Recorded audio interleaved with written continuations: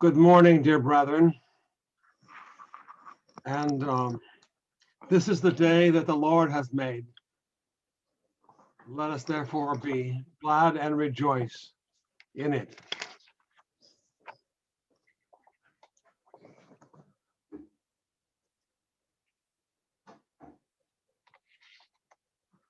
Of all the patriarchs, there is none so noble and yet so obscure as Noah. Our text is taken from Matthew 24, verses 37 to 39.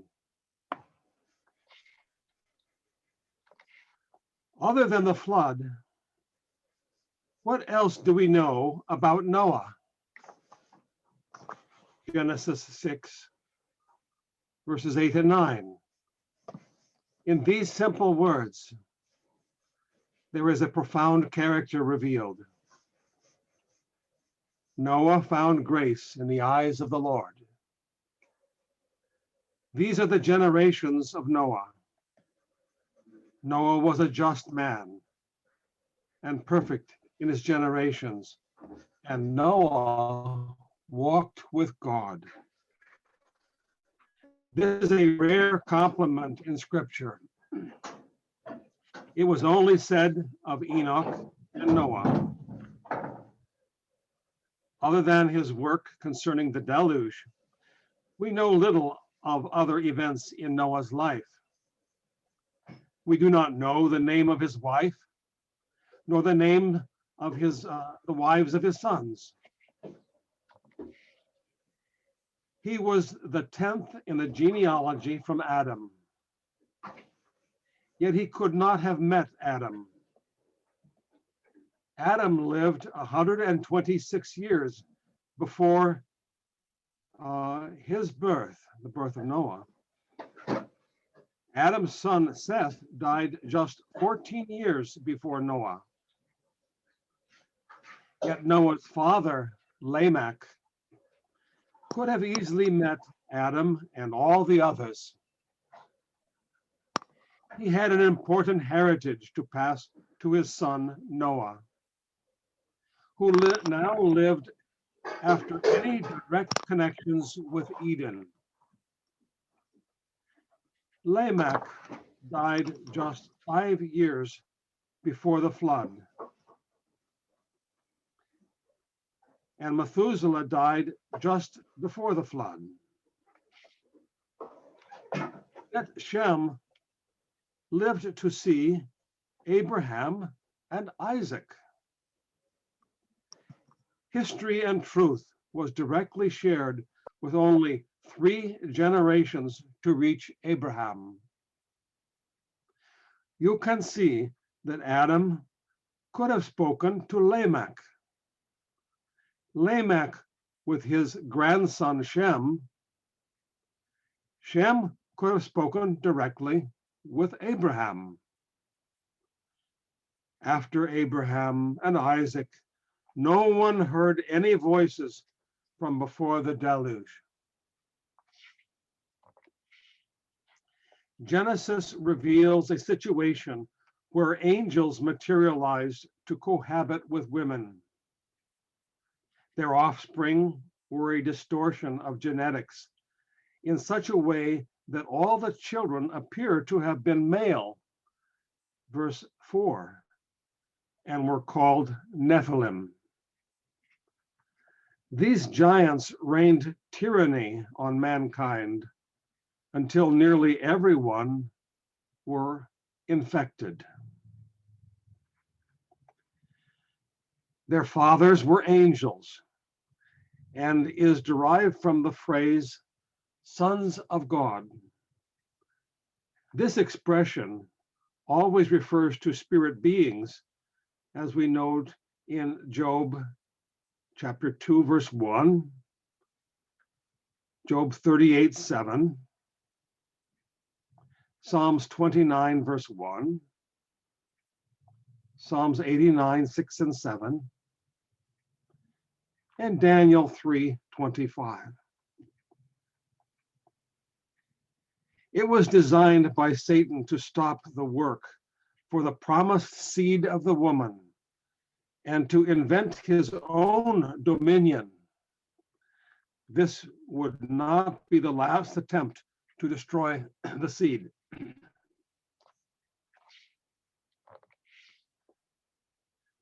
This early apostasy by Satan and the fallen angels created a bleak future for Noah in planning for another generation. There was no compromise in his ancestry. We do not know when he took a wife, but we can be sure her genealogy was also only from Adam. She may have also been from the lineage of Enoch or Methuselah.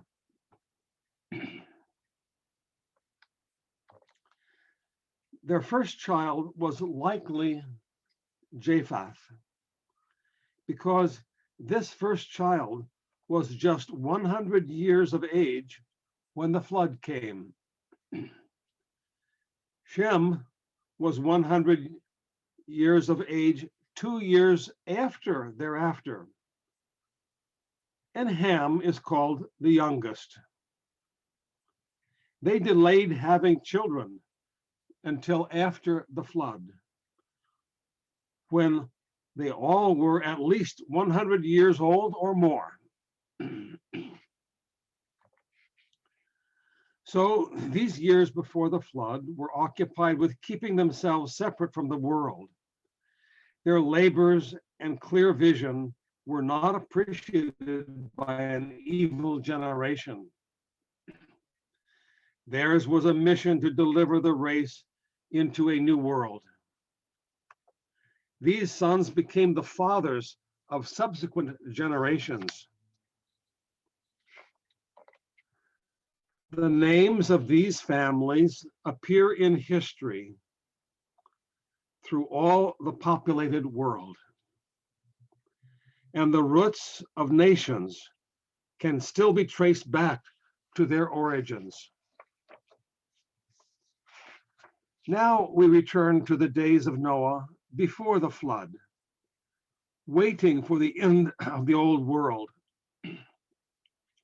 They were a spectacle to men and angels while the ark was building.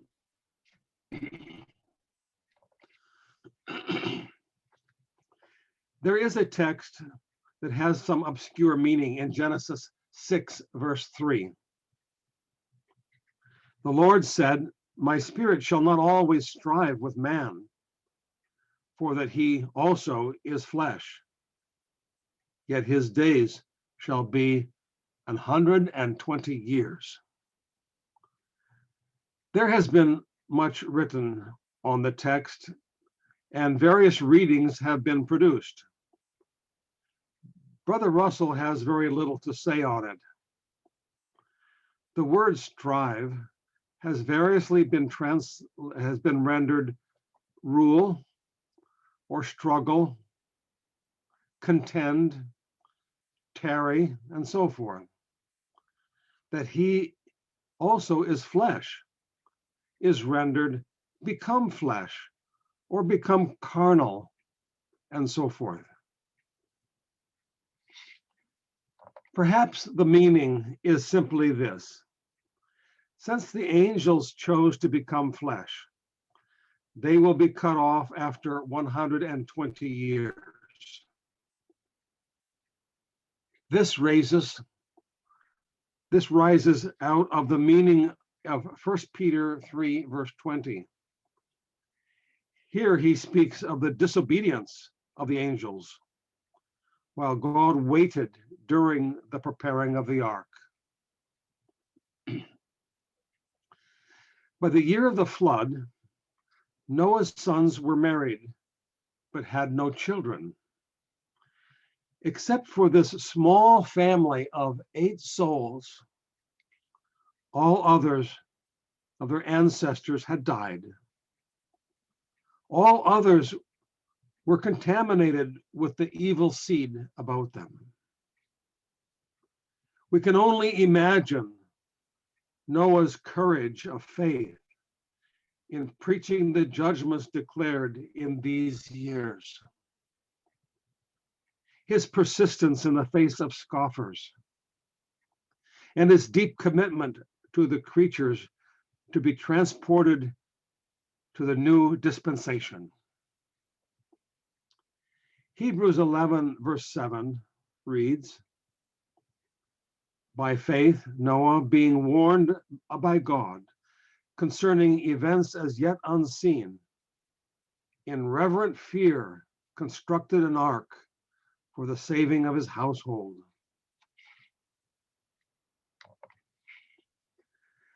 The dimensions of this ark are given as 300 times 50 times 30 cubits. The only features mentioned are that it had 3 doors, 3 floors, 3 levels, a door, and a window. It had neither masts, nor a rudder, nor sails. This was not a ship that could be navigated by its passengers. It was a floating barge to hold animals and food for a year. God controlled its destiny.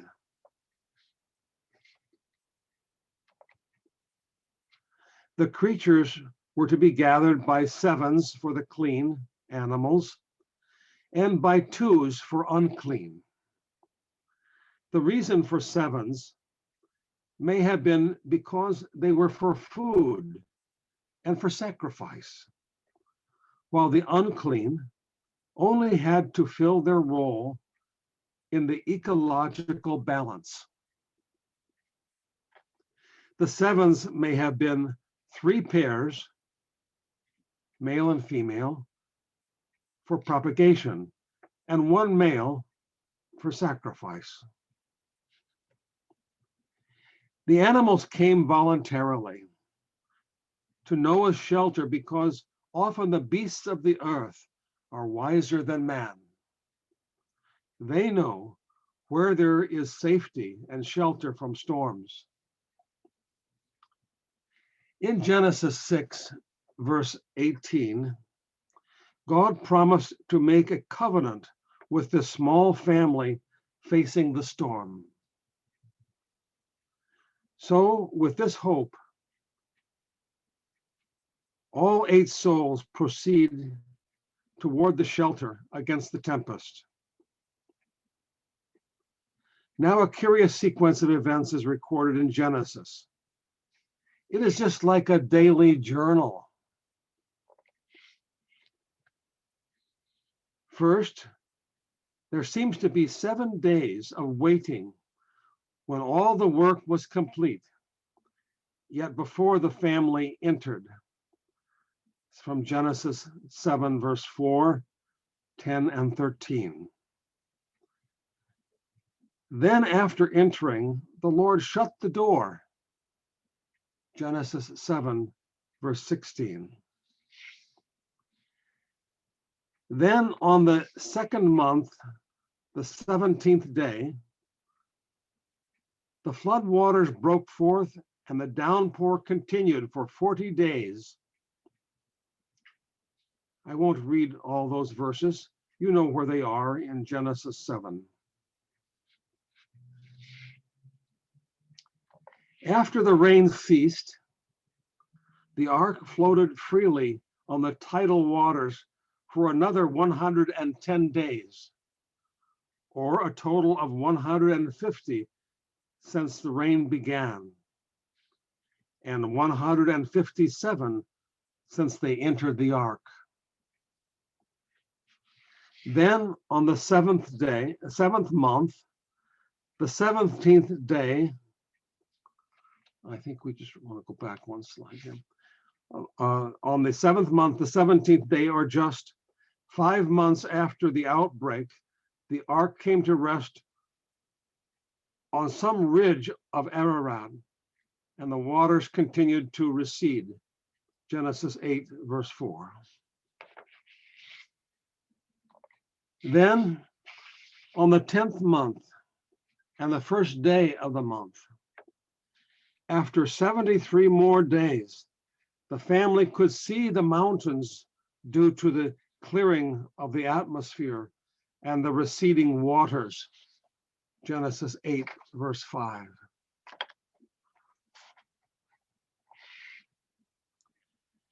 After another 40 days, Noah opened a window and sent forth a raven. It appears not to have returned. Not to return, but as a carrion creature went to and fro on the waters, feeding on the dead corpses. Then after a week, he sent forth a dove. Not being a meat eater, it returned to the ark, finding no place of rest. Then another week, and he sent forth the dove again. It returned with an olive leaf plucked from a sprouting tree. Yet another week passed, and he sent the dove for the third time. It did not return, appearing finding to some dry place to build a nest for a new generation. Genesis 8, 7 through 12. Now in the second year, and the first day of that second year, the face of the ground was dry. Genesis 8:13. Then on the second month of the second year, the 27th day, or just 1 year and 10 days after the flood waters, there was 370 days the ground was sufficiently dry to emerge, to come forth.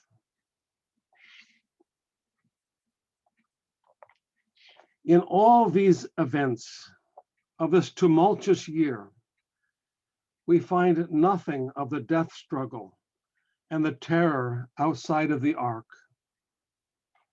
There is no anxiety of man or beast inside for food or for light. Nor is there a single word of regret or lament for the old world left behind.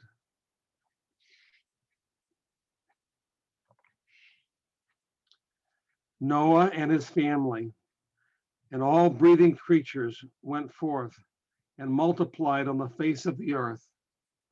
Genesis 8, 14 to 19. The first act of Noah was to build an altar and take from among the clean animals to make a burnt offering. A tradition prevails that he fueled the altar with wood from the door of the ark. If so, this was an act of faith that it would not be needed ever again.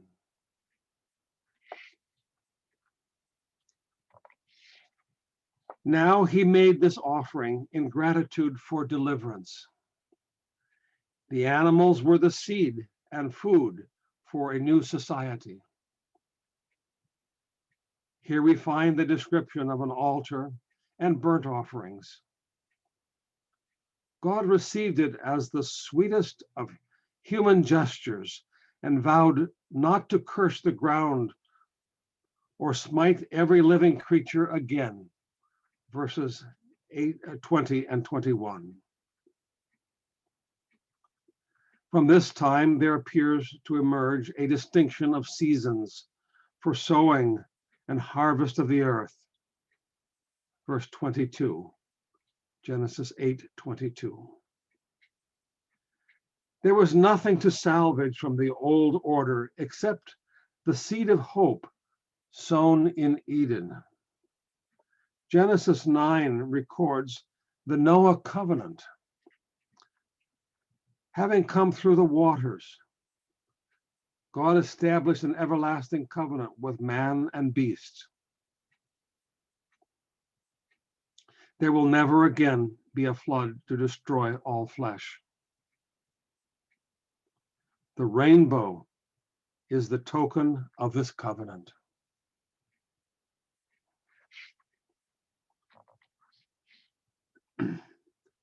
For the translators, it's not necessary to read all these texts.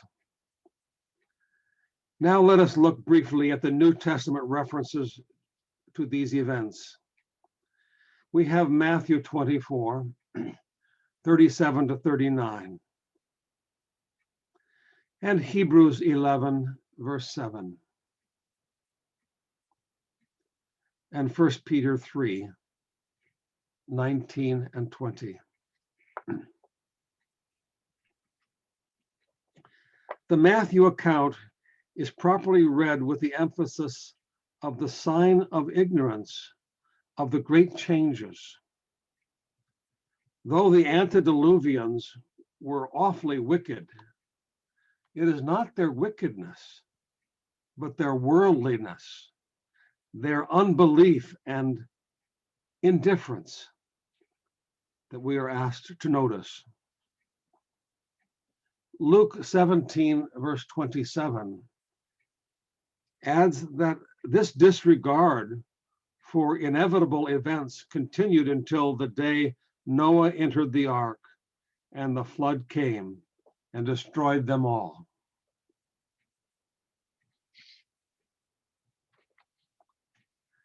Second Peter 2, verses 4 and 5, and 2 Peter 3, 4 through 7. Peter refers to Isaiah 54, 9 and 10. It was a willing disregard, for they did not heed the message of Noah, who is called a preacher of righteousness in 2 Peter 2, verse 5. The similarity with our day is obvious. Noah's family is a picture of the church in the flesh before their deliverance. Notice the similar message of Elijah in Malachi 4, verses 5 and 6, to turn the hearts of the fathers, lest I come and smite the earth.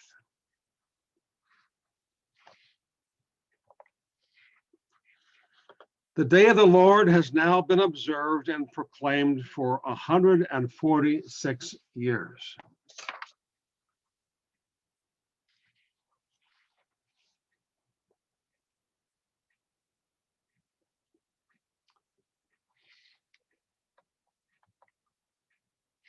It has been 142 years since the spiritual heavens were cast off, followed by the truth spreading worldwide.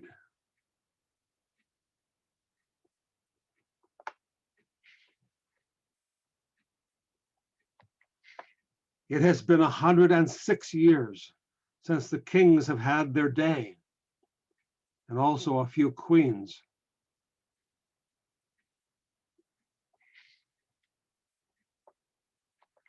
Today, the world is in a more sorry state than it was then.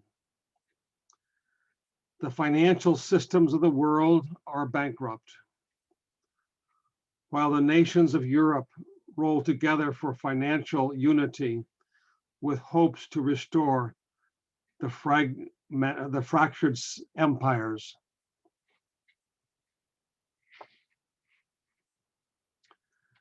High society eats elegantly and with arrogance, while Somalia and Congo hunger for bread.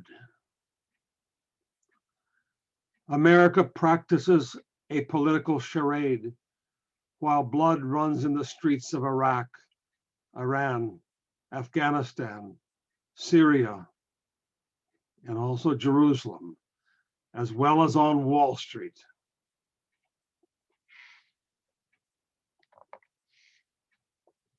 Babylon says, I am rich and increased with goods and have need of nothing. I sit as a queen, and am no widow, and shall see no sorrow. Yet she is poor, blind, and naked. Revelation 3:17 and Revelation 18:7. This is certainly ignorance of the coming desolation of the present social order.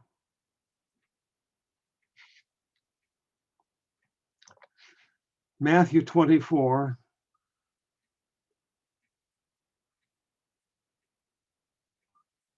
I think someone has put marks on the screen. That's okay. Matthew 24:30-35 mentions other key elements of the days of Noah.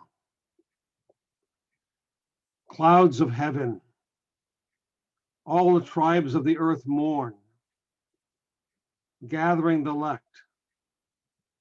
This generation, heaven and earth shall pass away. Such events are drawn directly from Noah's day. The expression eating and drinking, marrying and given in marriage have special meaning. They are identical in Matthew and Luke accounts. These are acts of indulgence and pleasure. Drinking indicates a state of intoxication, illusion, and self-indulgence. Marriage also includes alliances with civil and religious institutions.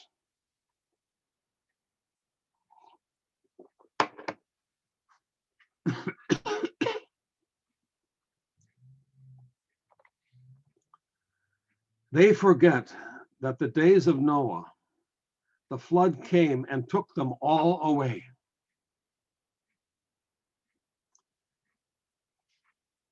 So it is today. Among men, there is no global solution for human need. And now the whole world is locked under an international plague, a pandemic. Nations, corporations, and people consume and feed their own interests with little regard how others may suffer. The nations are drunk with their own illusions of glory and ambitions to make a new world with their own hands.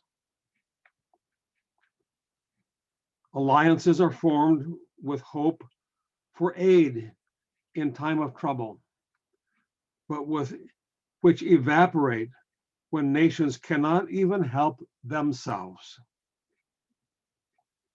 Religious institutions dream of global evangelism and economical unions for world unity in their own names. Jesus makes the point that the world does not know the reason for the trouble. The days of Noah were marked with fallen angels and giants in the earth.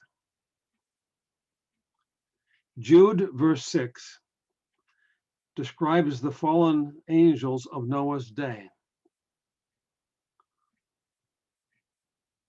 They were bound in darkness until the judgment of the great day. The last days are tests for them.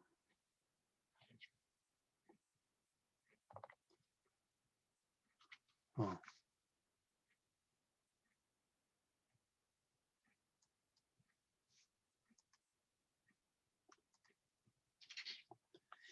In the days that their children were giants of oppression and violence. In Noah's day, there were children that were giants. These were destined and did not survive the flood. I'm getting a prompt on the screen, and I need to decline that. Apologies, brethren. These were destroyed and did not survive the flood. In our day, the giants are global mega institutions of finance and government, corporate and military might.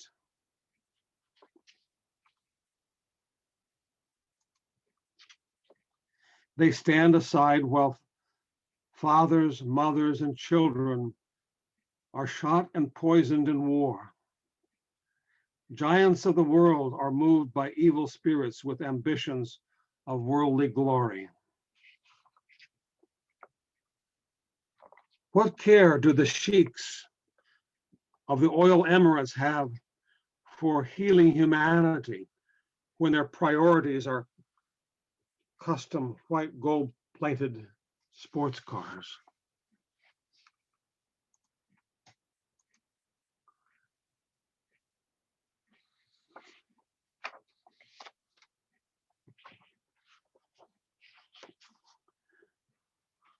There is someone that's continually asking control of the screen, and it causes a little interruption.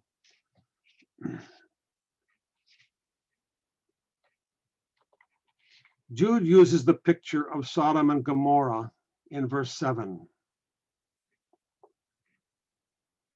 The cities were given over to fornication and going after strange flesh.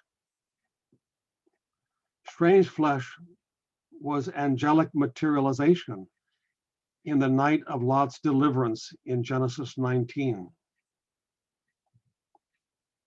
In our day, the unions with these angelic forms of New Age ideology and philosophy are condemned by Earth's new king. In Luke chapter 17, after the example of Noah, Jesus notes Lot and Sodom in verses 28 and 29. So after the true salt is removed, society will be abandoned to the depths of corruption. Noah and his family correspond to the faithful and righteous church in the last days. Lot is regarded as a picture of the great company who find shelter in worldly surroundings. These are pictured in Jeremiah chapter 8, when the harvest is past and the summer is ended.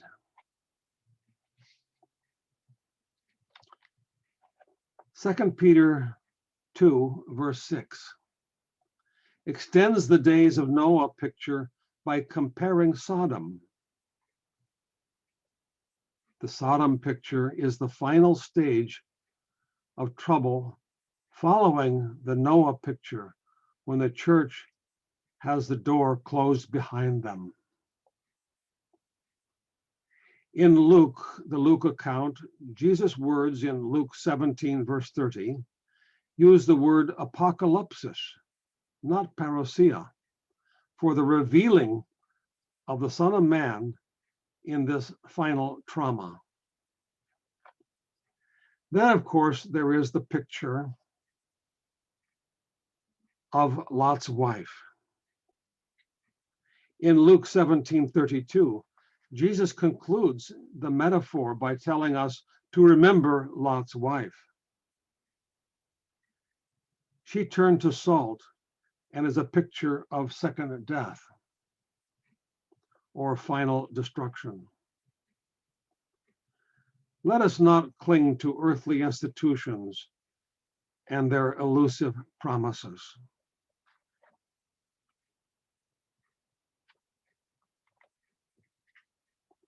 The days of Noah were days of preaching.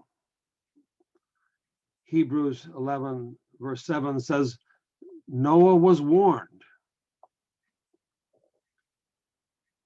2 Peter 2, verse 5 says that he preached. 2 Peter 3:3-6 tells us his message was scorned. We must not be silent or not declare the passing of this old world and the new kingdom blessings that lie beyond the flood of trouble. Noah was not only preaching, he was working and building. In some sense, the ark represents the gospel age covenant of sacrifice.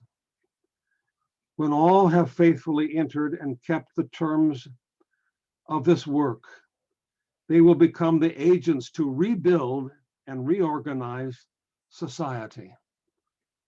So says Brother Russell in the first volume, page 318.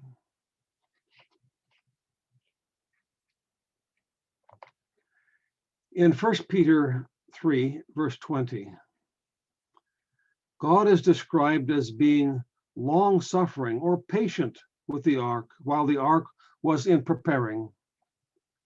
This was not patience with the wicked generation. Their judgment was already sealed in the sentence of Genesis 6, 3-7. God was patient with the completing of the ark. He will not remove the old order before his people have secured the means of their deliverance. A similar picture is given us in Revelation chapter 7, 2 and 3, with the four winds and the sealing of the saints. 1 Peter 3:21 likens the ark to the deliverance of baptism. This is not the literal baptism of water where our journey began, but the completion of our personal baptism work. So God is not patient with this evil generation, which is destined to pass away, but he is patient with us in our preparation work. The old order will not pass until the agents of the new world order are prepared. And so we must work even while the sun sets on the old world.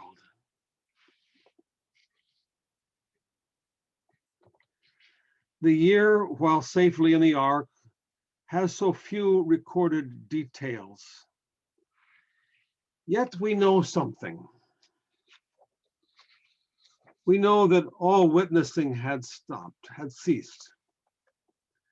It was a dark night when no man could work. We must develop faith that will be content when no earthly cords bind us. We will not anguish over the departing institutions. Faith fully rests in God to meet our every need for the new age. It will be remembered in Genesis 7, verse 16, that God closed the door behind the Noah class. He closes the door. When Noah emerged behind the storm, his first act was to offer a burnt offering. He took from the clean beasts and offered a multitude of burnt offerings. This in itself was an act of faith. First, he was practicing the principles that were later laid down in the Mosaic law for clean and unclean animals. Second, he was sacrificing from the very animals that were to become the seed stock for herds and food for the new generation. He offered from those things that God preserved to the Almighty himself. He may have also used, as we said, the door of the ark as wood for the fire and altar. When our journey is finished, the gospel age work will be complete. A burnt offering is understood as the acceptance of a prior sacrifice. Genesis 8:21. And we used this illustration yesterday in our lesson. A burnt offering. God accepts the lives of the spiritual seed as a sweet fragrance. He will accept and confirm this when the work of the Christ body is complete. Israel will be the signal for the earthly portion of the Abrahamic seed to go forth and begin a new and restored family on earth.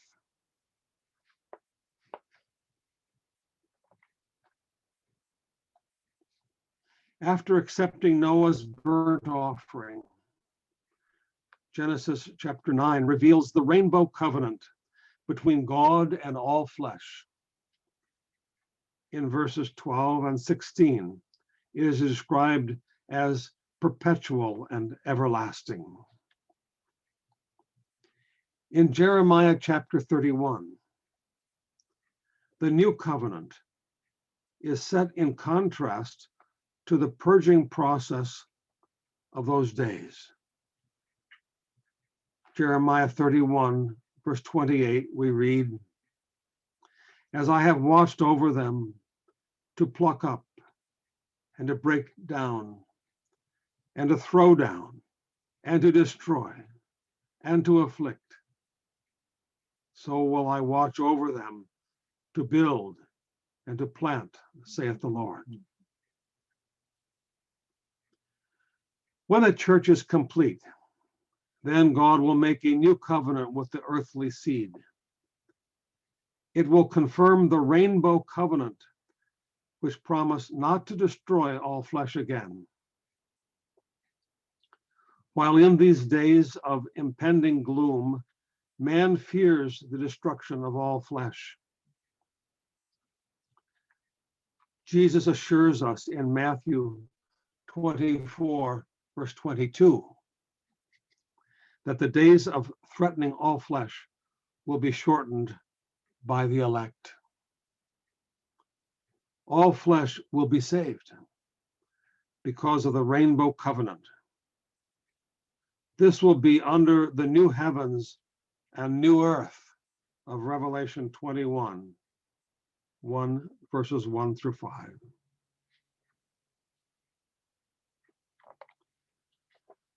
The point Jesus makes about the days of Noah are not that he comes at the point of extremity to rescue mankind, but that in the very days preceding the flood, as in the days of Noah, he would be already present and unknown to society, arranging for human deliverance.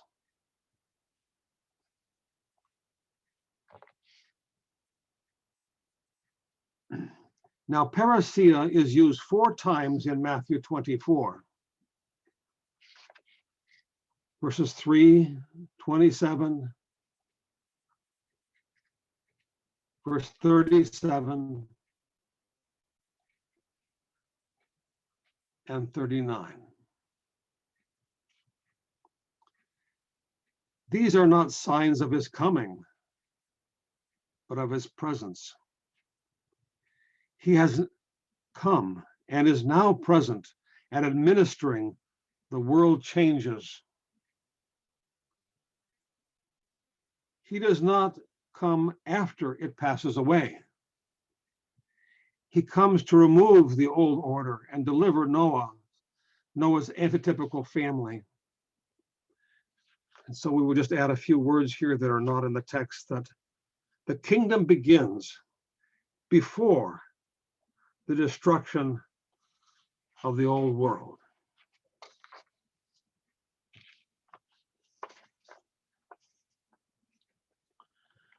Dear brethren, I want to conclude with an allegory of 4 birds and 2 species. You know, the raven is an unclean blackbird that feeds on dead flesh. The dove is not a carrion creature and is an extremely sensitive creature. Here we see something of the divine plan of the ages.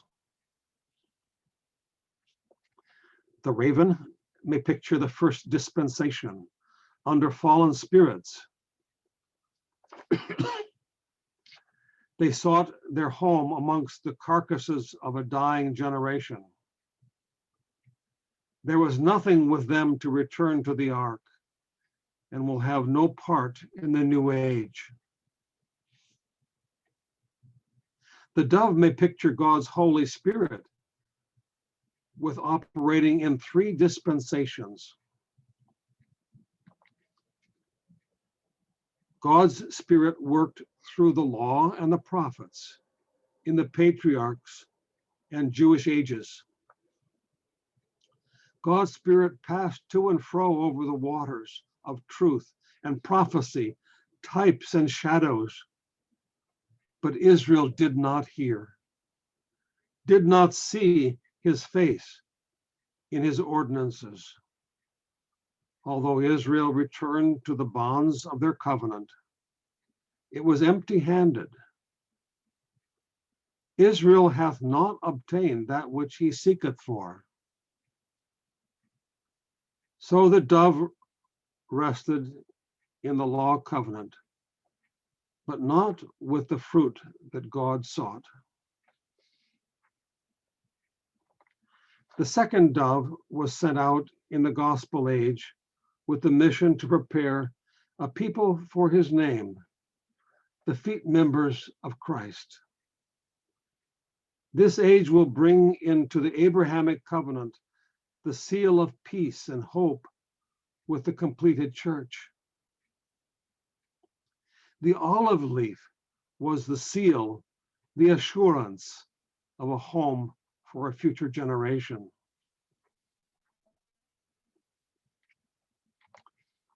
The third dove of God's Spirit will be sent out upon the new earth in God's kingdom, and there finds its eternal home when mankind is restored. Notice something in Isaiah chapter 6, verses 1 to 3. With 2 wings, he covers his face. With 2 wings, he covers his feet. And 2 wings, he flies. So what shall we say of our day of clouds? 2 Peter 3, 10 to 14. The day of the Lord will come as a thief, in which the heavens shall pass away with a great noise, and the elements shall melt with fervent heat. The earth also, and the works that are therein, shall be burned up. Seeing then that these things shall be dissolved, what manner of persons ought we to be in all holy conversation and godliness, looking for and hastening the presence of the day of God, wherein the heavens being on fire shall be dissolved, and the elements shall melt with fervent heat. Nevertheless, we, according to his promise, look for a new heavens and a new earth, wherein dwelleth righteousness. Wherefore, beloved, seeing that you look for such things, be diligent that ye may be found of him in peace, without spot and blameless. 1 Thessalonians 3, 12 and 13. The Lord make you to increase and abound in love one to another, and toward all, even as we do toward you. To the end he may establish your hearts unblameable in holiness before God, even our Father, at the parousia of our Lord Jesus Christ with all saints. Brethren, it is up to you to bring home the olive leaf. You now hold the second dove in your hand. Afterward, it will fly to the ends of the earth. Amen.